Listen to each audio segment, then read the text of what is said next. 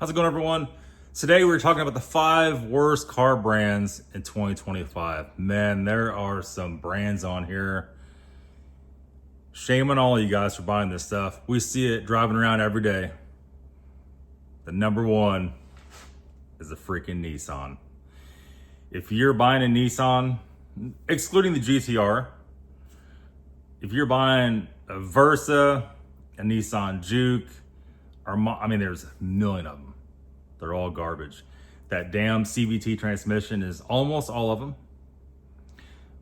Even worse is Nissan Titan with that wonky diesel, with the timing, with the oil pump belt from the transmission you cannot buy parts for. It goes on and on and on. My question is, how are people still buying these cars? How are they still driving around? Do people not watch the internet, the news? You must be living under a rock if you're driving a Nissan. And if you don't pay attention before you buy a car, you end up with one of these cars, you'll learn really quick the suffrage is real. There is no resale value on this crap. The word's gotten out. The stuff I had come through here, the electronics issues, oh my God. The electronics issues are unreal. The transmission, you cannot buy a new belt for the CVT transmission. It's not only the belt, it's the bearings, it's every aspect of that transmission are junk. At some point in time, Nissan said, yes, this thing breaks. Let's go ahead and put this in every single car we have, excluding some of the giant SUVs. And let's make everybody buy a new transmission every 50,000 miles, if it lasts that long. Some of you have 100K on these cars with the same transmission. I'll say a prayer for you. Just keep driving it. If you're a disbeliever, keep driving it, right? The next one, Hyundai. Oh my God. These cars go through engines faster than you could even blink. I understand a lot of you buy these cars for the 100,000 mile warranty. If that covers that, I can't see that lasting much longer. But then you're without a car all the time. It's constantly breaking. Is that going to cover everything? No, it's not. And if you're into having a car you could basically never drive, go ahead and buy it. Next one. You already know. There's no mystery here. Kia. Kia and Hyundai are just like this. It's basically the same damn thing. Basically the same thing. Here's what's crazy about that. Up until 5-10 years ago, well, actually currently, they make cars that look just like other cars. You like the new Mercedes? Oh, Kia makes one looks almost just like it. So that was cute 10 years ago or so when they would charge half the price of what a Mercedes costs. Not anymore. Now it's almost the same damn price as the real car.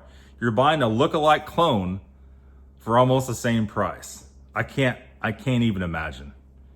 Went through this the other day with RAV4. There was a Kia looked just like a RAV4 in a parking lot. And we looked it up, and it's within $1,000 of the same price of a RAV4. If you're buying a Kia and passing on the RAV4, oh, slap yourself in the face. That's the only way out of this. Just hit right in the face. I don't know what to even tell you. How bad a decision maker can you possibly be? How bad? All flustered up here. The next one. Oh, we know all about the next one. Ford.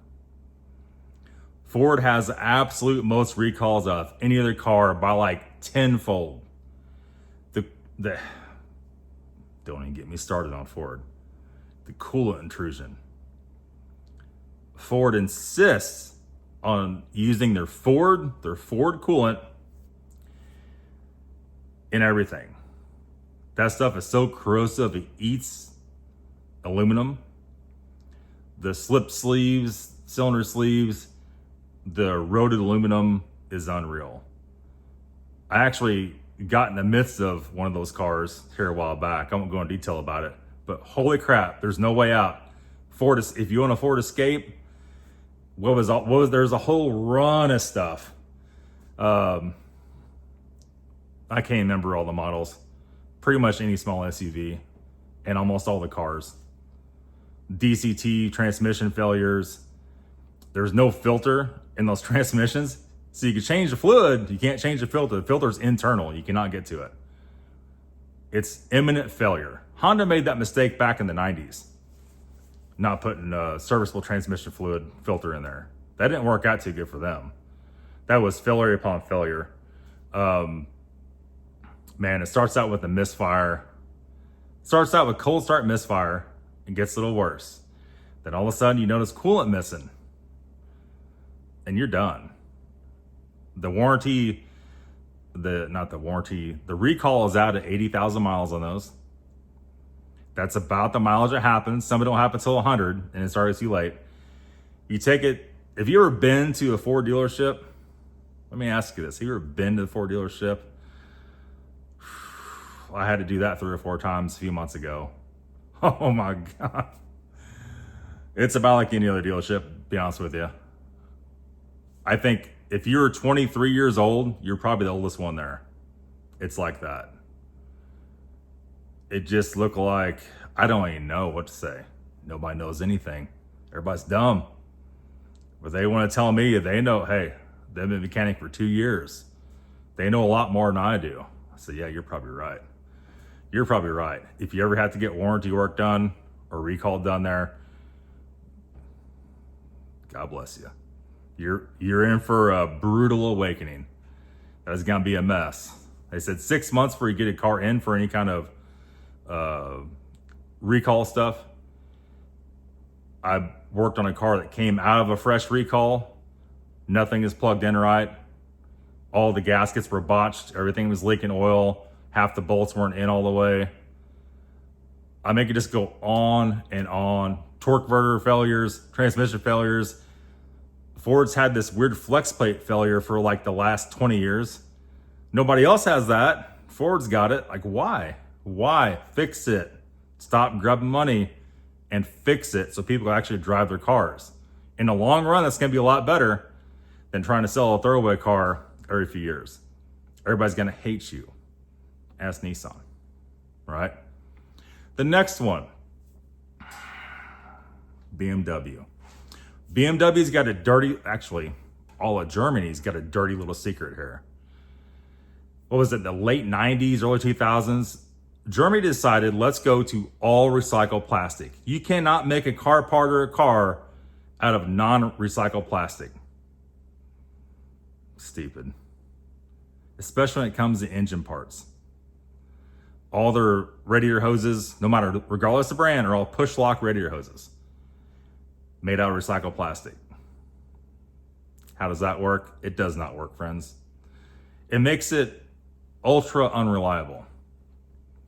And always adding coolant, even at low mileage. You never can trust the car to drive anywhere. It goes from interior parts to everything. Everything is crumbling junk. I don't understand why a semi, we'll put them as a semi-luxury car brand, would do that. And not only do it, keep doing it. Like, what are you doing?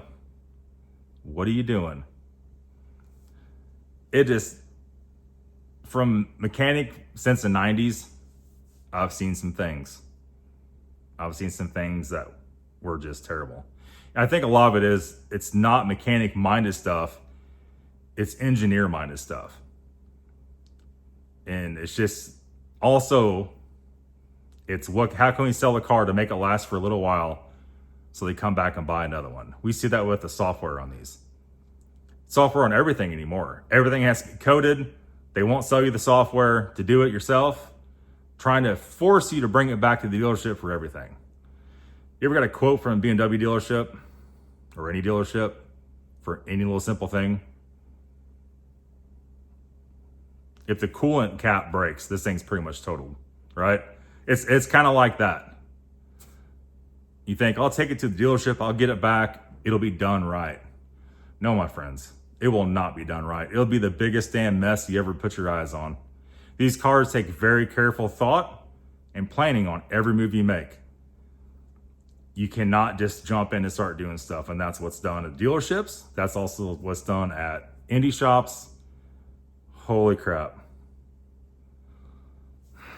Get me started. Next one, Volkswagen. Volkswagen, what are you doing? What are you doing? So Volkswagen makes Porsche and Audi. That's their high-end brands. I tell you what, I used to like Volkswagen stuff. I still like Porsche stuff. But once you get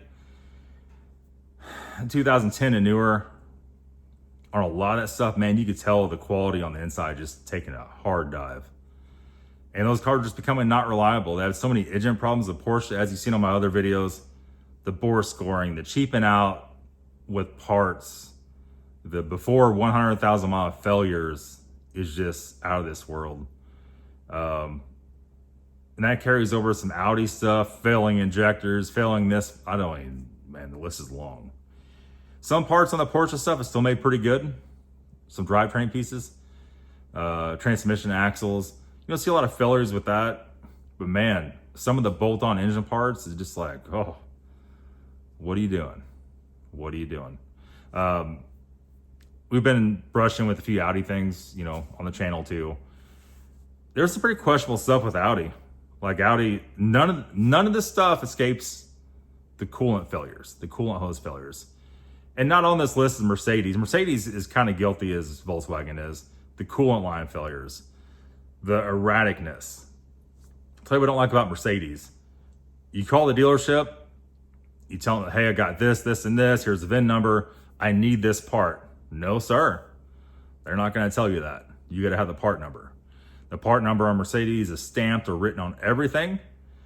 The problem is when you get into coolant lines, some of that's rubbed off. And then you're into this deep, crazy research thing and hoping you can order the right parts. There's not a whole lot of Mercedes stuff available, especially AMG stuff, on eBay or on a lot of the car sites. If you do find it, it's more than dealership. And so I don't know. But for sure, the Nissan, the Hyundai, and Kia thing, when you see people driving those on the street, I'm just like, dude, have you never looked at the internet? Have you never watched the news? Why are you buying this? Because it's 1% cheaper on interest than a Toyota or a Honda? Man, when you go to resell that thing, you can't give it away. You watch a resell on stuff, pay 50 grand for a new Kia Telluride, try to resell that. Put about 50,000 miles and you couldn't even give it away because nobody wants it. And if it's still that way, a lot of banks won't even loan on Kia or Hyundai within recent years, like within the last few years. I don't know if that's still that way or not. I haven't bought one, obviously. It's kind of like a salvage title vehicle when you buy it new. No bank wants to touch it because the value plummets so fast. BMW is the same way on the value. Reselling BMW, and this is an M car, is not good. Not good. That's my rant for today. You guys, please take this advice. Please take this advice. I'm begging you. Stop letting me go out to the grocery store and there's Nissans and Kias and Hyundais as far as you can see. Stop doing that, please. Send those companies a message. You're going to have to make it right or we're not buying. That's the only way it's going to stop. Thanks for watching, guys. See you later.